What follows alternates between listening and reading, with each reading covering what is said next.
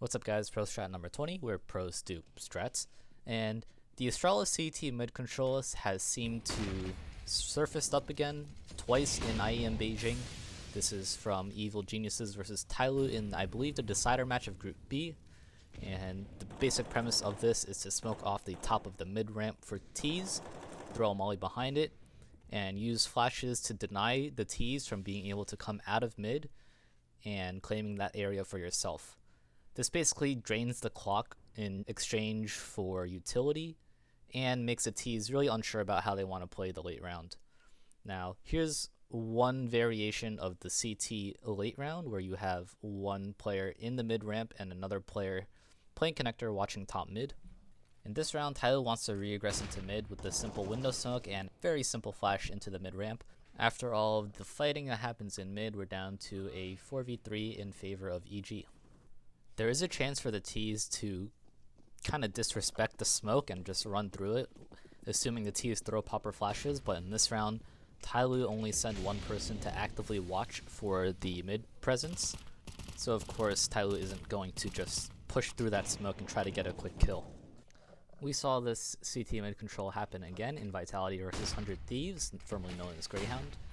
In this round, there is a mid presence for 100 Thieves playing as the T side. They throw a top mid smoke and a window smoke, but the utility was enough to bring it into a 3v3. Oddly enough, they decided to molly mid boxes rather than behind the smoke, and that actually ended up just being useless. X-rays aren't enabled for this demo for some reason, so here's Zywoo POV of opping in connector. The top mid smoke kind of messes him up and doesn't really allow him to get a good angle onto any of the mid players. So that might actually be an okay counter to the strategy, assuming you want to disrespect the smoke. A small but important note, you do want to start worrying about underpass after you've pushed mid, because the timing works out so that by the time you get to top mid, there's going to be 1 or 2 seconds for you to prepare for anyone peeking you wide out of underpass. So in this example, you see there's a connector smoke, and that has to be respected by the T. So to actually throw the smoke, here's Stanislav's POV. He throws it a little different compared to Apex, who's going to throw the other one, but I actually think Stan's smoke is a little better.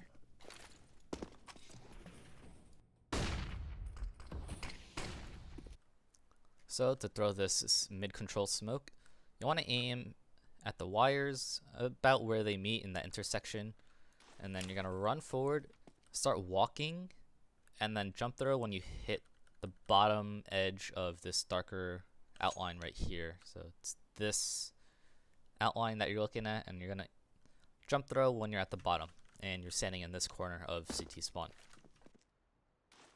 So you're gonna run forward so that you can get a little bit further up faster, start walking, and then jump throw when you're right around there. I don't think I had enough velocity, but we'll see. Oh no, I had good velocity. Wonderful. So now this is your smoke. And as you can see already, it's really hard to really see anything past the smoke unless you maybe boost over. What you want to do along with the smoke is throw a molly that lands behind the smoke. So you want it to land probably somewhere in this corner right here. And what that's going to do is prevent anyone from actually being able to push past the smoke unless they run through the smoke entirely, which can be very dangerous if you are AT. And to throw this molly, there's nothing really specific about it, you just kind of gotta chuck it. Now you could do this from window, you could do this from connector, but it's really up to your team on how you want who to throw what smoke. I hope that was good English.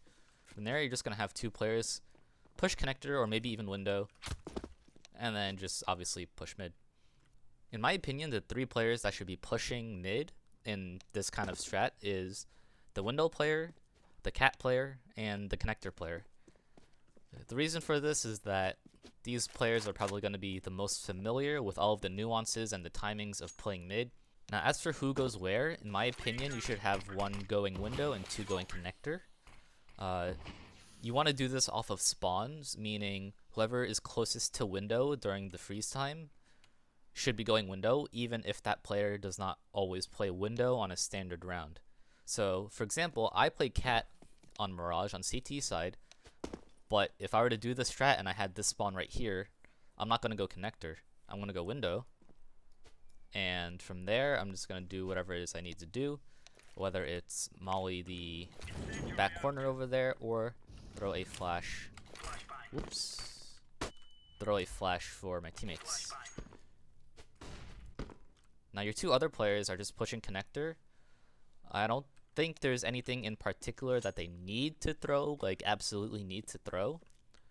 If you super wanted to, you could try to throw a smoke like right there as you're running in, so that anyone underpass is kind of like, I don't know if I want to push this, someone could be posted on it, etc.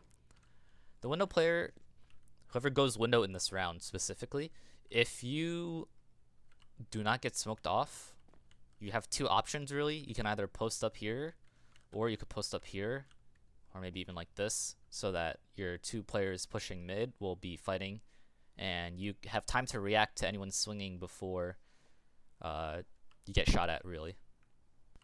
In my opinion, again, I think the A player should be the one throwing the smoke. Now, this A player will still be going A on this kind of strategy, and in the EG demo, Stanislaw was the A player and he threw the smoke.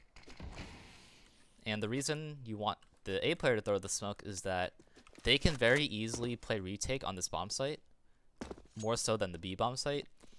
So you can burn a little bit more knowing that the retake is still very possible and very doable without one extra smoke.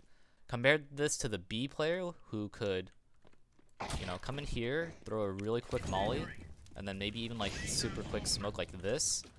And if there is ever a B rush, you can always just play the smoke and prevent any Ts from having an advantage or like an even fight on you. They're gonna have to run through the smoke and you can easily just fight them. So the main problem with doing a CT mid control strat is a very quick execute in response to your CT mid control. So one example would be a very quick stairs and jungle smoke. You know, you're gonna have one player on the A bomb site, all rotates are cut off through smoke, and you know, higher level teams will be ready to molly this and just prevent you from pushing the smoke to try to aggressively deny this push. So the one A player is probably just gonna end up dying or playing retake, and now you have to retake A, so that is a problem. You will have to play a 5v5 retake on A, but if your team is practiced enough, they should still have a good amount of utility to deny or make your retake somewhat easy. So, you know, Smoking Palace throwing the Scud Molly that spreads from fire into default. And just like the A-bomb site, any team that rushes B really quick might have an advantage on you because one person can only do so much on a B hold, especially against a gun round. This player would need to, as I mentioned before, smoke really early and play in a spot where he can multi-frag, which can be quite difficult on this bomb site, but you know, that's just one of the risks you take with doing this strategy. Anyway, thanks for watching, and like the video if you like the video.